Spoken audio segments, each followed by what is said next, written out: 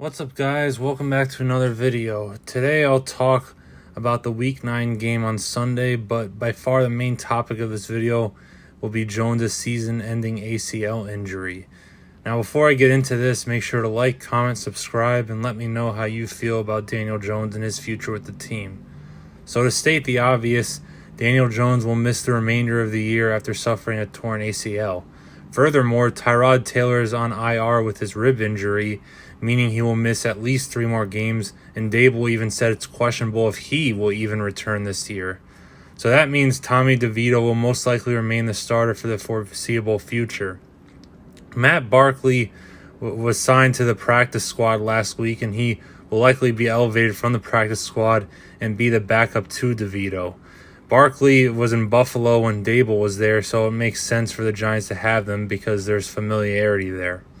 And the Giants may or may not look to sign another free agent quarterback such as Jacob Eason or even a veteran like Nick Foles or Carson Wentz, etc.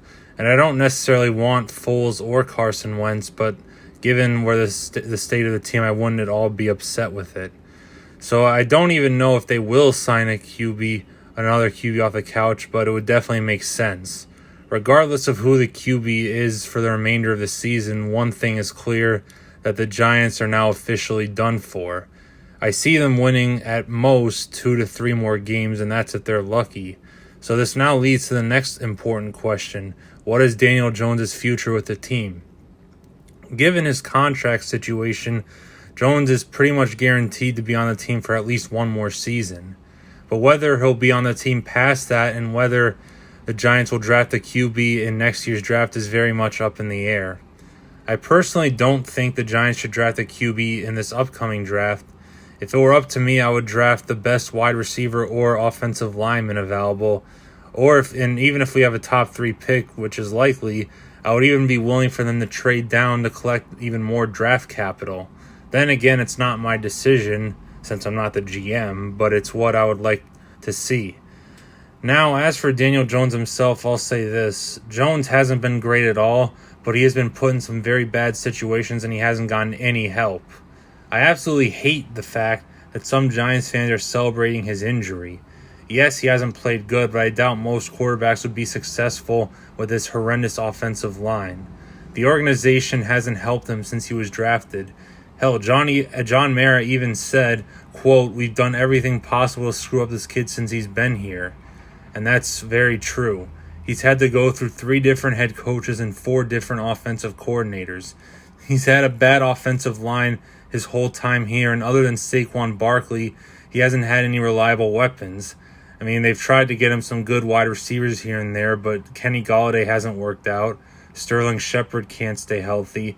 And they brought in a few wide receivers this offseason like Paris Campbell, but he hasn't done well. Jalen Hyatt, it looks like he'll be good, but he's still developing. But either way, he hasn't had an ideal situation to develop in.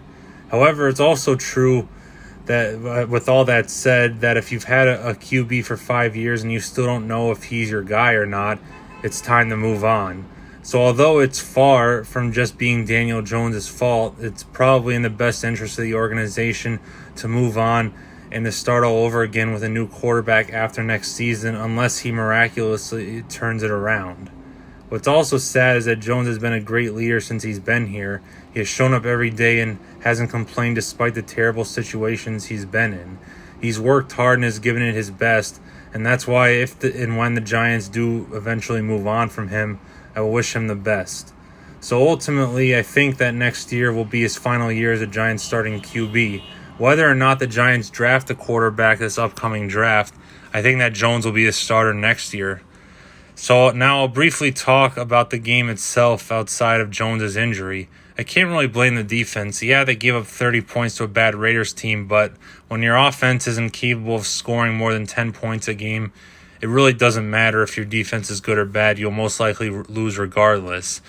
Now, it was nice to see Wan'Dale Robinson score his first touchdown of the season. That was probably the only positive of this game. And yeah, so that's going to do it for this one. As I've said before, if you're new here, please like, subscribe, and comment your thoughts down below. Thanks for watching, and I'll see you guys next time.